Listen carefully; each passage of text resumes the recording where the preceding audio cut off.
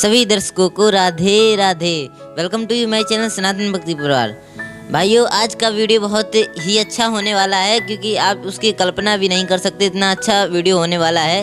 आज हमारा खुद का महाराज जी से निवेदन है कि महाराज जी, आपने जो पिछले दिव्य सत्संग में एक कथा सुनाई थी भगवान रंगनाथ भगवान जी की, तो वो हमको बहुत ही अच्छी लगी। तो हम चाहते हैं कि वो कथा हम अपने दर्शकों को भी सुनाएं और इस चैनल के माध्यम से आप सभी दर्शक लोग सुने। बहुत ही अच्छी कथा है, अद्भुत कथा है। महाराज जी से हमारा निवेदन है कि प्लीज़ रंगनाथ भगवान जी की एक बार दोबारा फिर से कथा सुनाइए। तप्ति कांचन गौरांगी राधा वृंदावनेश्वरी वृषभान्य श्रुते देवी प्रणमामि हरि प्रिये। ओम श्री राधा कृष्णाभ्याम नमः। आपने सत्संग के मध्य में जो मैंने कथा श्रवण कराई श्री रंग जी की, उसको पुनः सुनने की चेष्टा की, इसके लिए आपका बहुत बहुत धन्यवाद। क्योंकि बड़े भाग्य से कहीं भगवान की कथा में रुचि होती है। आइए मैं श्री रंगनाथ जी का पावन चरित्र आपके बीच में, चरित्र तो नहीं कह सकते हैं, उनके प्राकट्य की जो दिव्य कथा है उसको सुनाने जा रहा हूँ। ध्यान से सुने। सबसे पहले बात समझिएगा, इस धरती पर, इस मृत्यु लोक पर अष्टभू वैकुंठ है, 8 वैकुंठ हैं। जो लोग जानते हैं ठीक, नहीं जानते हैं तो वो जानने की कोशिश करें। थोड़ा परिचय मैं दे देता हूँ उसके बाद में। सबसे पहला 4 दक्षिण भारत में है और 4 उत्तर भारत में है। दक्षिण भारत के जो 4 वैकुंठ हैं उनको ध्यान। सबसे पहला है श्री रंगनाथ भगवान जी, जो कि कावेरी नदी के 2 भागों में कावेरी नदी है, बीच में टापू है, उस टापू में विराजमान है। बहुत ही सुंदर मंदिर है, जो लोग आप स्क्रीन पर देख सकते हैं। जो लोग गए हैं ठीक है, ना गए हो तो जाना। उसके बाद में जो दूसरे हैं, बताने की आवश्यकता नहीं, सब लोग जानते हैं, तिरुपति बालाजी, तो वो। उसके बाद में है नांगुनेरी में भगवान का बहुत ही सुंदर शिव विग्रह है। और चौथा है श्री मूसनम, जो 12 भगवान के रूप में विराजमान है। और अब उत्तर भारत में यदि देखा जाए तो नैमिष क्षेत्र, जहाँ पर भगवान ने अपना चक्र छोड़ा था, वो वहाँ पर कहते 88,000 ऋषि मुनि बैठ करके भगवान की कथा श्रवण किया करते थे। श्री सूत जी ने कथा को श्रवण कराया था। उसके बाद में बहुत ही सुंदर स्थान पुष्कर राजस्थान में, और मुक्तिनाथ जो कि नेपाल में शालिग्राम जी के रूप में, और फिर हैं बद्रीनाथ। तो ये अष्टभू वैकुंठ हैं जो धरती पर साक्षात भगवान का वैकुंठ के रूप में अवतरित हुए हैं। मैं तो ये कहूँगा कि शरीर में सामर्थ्य रहते रहते इनका दर्शन अवश्य कर लेना चाहिए। आइए हम प्रसंगों बढ़ाते हैं। जिस समय भगवान की नारायण की नाभि से कमल से ब्रह्मा जी का प्रादुर्भाव हुआ, ब्रह्मा जी को आवाज सुनाई दी कि तप। तो किसका तप किया जाए? तो उन्होंने तपस्या प्रारंभ की महामंत्र के द्वारा। अब ये गोपनीय विषय है। और उनके अंतःकरण में एक छवि थी भगवान श्री रंगनाथ जी की। कुछ समय उपरांत भगवान ब्रह्मा जी ने अपने हृदय से श्री विश्वकर्मा जी का प्रादुर्भाव किया, उनका निर्माण किया, उनको जन्म दिया।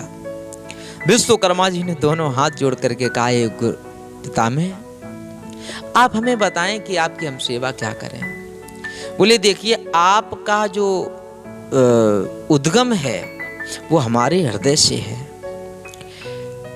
मैं ये चाहता हूं कि मेरे हृदय में जिस भगवान की मैं सेवा पूजा करता हूं, जो मेरे हृदय में विराजमान स्वरूप है, उसको आप एक स्वरूप में परिवर्तित कर दीजिएगा, यानी कि एक विग्रह के रूप में बनाइएगा।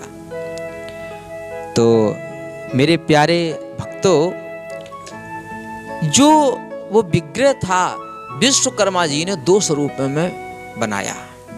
सबसे पहला स्वरूप श्री रंगनाथ भगवान जी का है। स्क्रीन पर देखें आप, श्री रंगनाथ जी भगवान, कितना सुंदर दिव्य स्वरूप। और दूसरा है आदिशेष भगवान जी का। तो इस प्रकार से दो स्वरूप प्रकट किए हैं।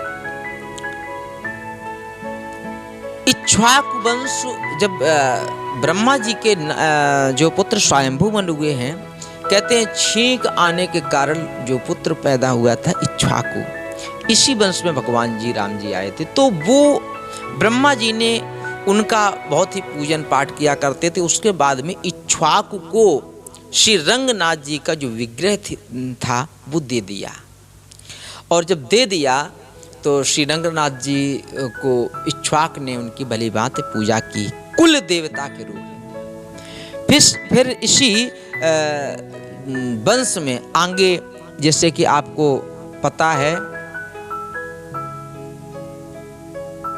तो कुल देवता के रूप में पूजते चले आए। इक्ष्वाक के बाद उनके जो पुत्र पुरंजय हुए हैं, निमिदंडक इत्यादि हुए हैं, लेकिन जो पुरंजय के अनेना, अनेना के पृथु, पृथु के विश्वरंद, विश्वरंद के चंद्र, यानी कि जैसे उनकी वंश वर्णन बढ़ता चला गया, वैसे ही इनकी जो कुल देवता थे श्री रंग जी, उनकी पूजा होती चली आई। धीरे धीरे इसी वंश में त्रिशदृष्टु, अनरंड, हरिष्ट, अरुण, त्रिबंधन, जिनको त्रिशंकु के नाम से जाना जाता, हरिश्चंद्र के जो पुत्र रोहित हुए हैं, रोहित के हरित, हरित के चंप इत्यादि, यानी पूरा जो वंश था उसमें पूजनीय इनके रहे श्री रंगनाथ जी, यानी कि आदि काल से। इसके बाद में इसी वंश में भागीरथ जी आए। भागीरथ जी भी रंगनाथ जी की पूजा किया करते थे। भागीरथ के श्रुतु, नाथ, सिंधुदीप, आयुताय, ऋतुपर्ण, सर्वकाम, सौदास, अस्मक, मूलक, दशरथ, एडविड इत्यादि जो भी राजा हुए हैं, उनके फिर विश्व से खटवांग, दीर्घवायु, रघु का नाम तो सुना ही होगा, भगवान राम के पूर्वज, उनके पुत्र आज के हुए दशरथ। और दशरथ के बाद में दशरथ जी भी इनकी पूजा करते थे। और दशरथ के बाद में श्री राम जी जब राज्याभिषेक बाद में हुआ, जब रावण को संहार करके भगवान आए, तो वो भी उनकी पूजा किया करते थे। आइए हम लोग अपने प्रसंग पर, जिस समय इस धरती पर रावण का अत्याचार हुआ, भगवान श्री राम जी ने लंका में जाकर के उसका संहार किया। विभीषण जी ने शरणागति ली भगवान की, ये कथा आपको अच्छी तरीके से पता है। जब राज्याभिषेक हो गया, वापस आए केवट इत्यादि मिलने के बाद, जब अयोध्या में जाकर के बड़ा सुंदर से राज्याभिषेक हुआ, बहुत ही आनंद उत्सव हो रहा है। एक बार भगवान श्री राम जी ने समस्त जो बंदर, भालू इत्यादि थे, वो भी धीरे धीरे विदा होते चले गए। विभीषण जी से भी भगवान ने कहा कि देखो, ऐसा है कि मैं आपको राज्य दे रहा हूँ, राज्य दिया है, तो मैं आपसे कहना चाहता हूँ कि करहु कल्प भर राज तुम, मोई सुमरिउ मन माहि। आप भी जाओ और मेरे आशीर्वाद से आप एक कल्प भर राज्य करेंगे। तो स्वीकार कर लिया, लेकिन उन्होंने कहा कि प्रभु, मेरी इच्छा ये है कि मैं आपके चरणों को छोड़ करके कहीं न जाऊं, मेरी इच्छा है। बोले ठीक है, आपकी इच्छा है, लेकिन मेरा भी आदेश है, क्योंकि राजा के बिना देश शून्य होता है, प्रजा मनमानी करने लगती है, और राज्य करना भी एक बहुत बड़ा धर्म का कार्य है, क्योंकि भूपत कहलाता है राजा, इसलिए आप जाओ। तो उन्होंने कहा, क्या आप सभी को पता भी होगा, बार बार बर मांगहूं, हर्ष देव श्री रंग, पद सरोज अनुपायनी, भगत सदा सतसंग। बोले बार बार करके मेरी आपके चरणों में ये निवेदन है, मैं प्रार्थना करता हूँ, वरदान मांगता हूँ। क्या मांगना चाहते हो? बोले मैं ये चाहता हूँ कि हर्षित हो करके, मतलब दुखी भाव से नहीं, हर्ष देहु श्री रंग, जो आप भाई आप अपने चरणों का सानिध्य नहीं देना चाहते हैं, तो आपके जो कुल में जो देवता हैं, क्योंकि एक बार विभीषण जी ने सुन लिया था शंकर जी के मुखारबिंद से कि भगवान के शिव विग्रह को रंगनाथ जी भी कहते हैं, तो आपके जो कुल देवता हैं ना हो उन्हीं को हमें दे दीजिएगा। तो भगवान जी ने सोचा कि ठीक है, हम तो नहीं जा सकते, ना हो इनको दे दें। लेकिन भगवान राम जी, भाई राम जी ही रंगनाथ जी हैं, तो उन्होंने सोचा कि हम कोई दूसरा उपाय करेंगे, इनको दे दिया।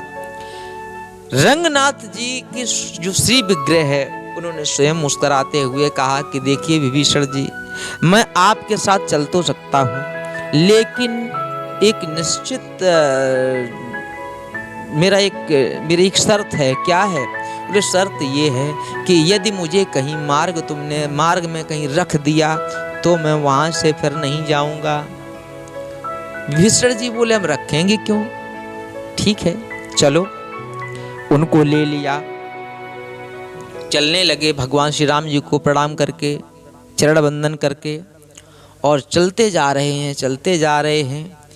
जैसे ही दक्षिण कावेरी का धाम आया, तीर्थ आया, दक्षिण कावेरी का तीर्थ, तो परम संत परम वैरागी श्री विभीषण जी ने विचार किया, क्योंकि वो अच्छे महापुरुष के रूप में हैं। बोले भगवान के किसी भी धाम को लांघ के जाना उचित नहीं होता है, क्या करें। और इधर संध्या का वक्त भी हो गया था, सूर्य अस्त होने जा रहा था, तो संध्या कालीन जो संध्या की जाती है उसका भी समय है, तो क्या करें। भगवान श्री रंगनाथ जी के विग्रह को वहीं कावेरी नदी के तट पर रख दिया। भगवान की लीला है ये, भूल गए कि हम क्या वचन दे करके आए। तो जब वहां पर उनको विराजमान कर दिया, स्नान किया और संध्या बंदन किया, संध्योपासना की, और उसके बाद हम कहा चलो प्रभु। रंगनाथ जी ने कहा कि भूल गए हमारी आपकी शर्त क्या थी, मैं नहीं जा सकता हूं। अब तो बड़ा बेचारे विभीषण जी परेशान, विशेष विनती की तो भगवान श्री रंगनाथ जी बोले, जो हमको लंका ले जय हो, तो एक तुम ही दर्शन पे हो। कली में जो मम दर्शन करें, और बिन प्रयास भव सागर तरें। कहने लगे कि देखिए यदि मुझे आप लंका ले चलोगे तो केवल तुम ही दर्शन कर पाओगे, और यदि मुझे आप यहीं रखोगे तो यहाँ पर जितने लोग मुझे दर्शन करेंगे वो सब बिना प्रयास के ही भव सागर से उनका तरण तारण हो जाएगा, मेरे दर्शन मात्र से ही। इसलिए आप एक काम करो, मुझे मत ले जाओ। विभीषण जी बेचारे वचनबद्ध थे, क्या करूं। हाँ इतना शर्त जरूर है कि आप चिंता ना करो, आप अपनी लंका में जिस स्थान पर बैठोगे मैं वहां से आप जब मुझे देखोगे तो मैं साक्षात दर्शन देता, स्पष्ट रूप से देखूंगा। तो वहां पर दक्षिण मुख करके हमारे श्री रंगनाथ जी भगवान विराजमान हो गए।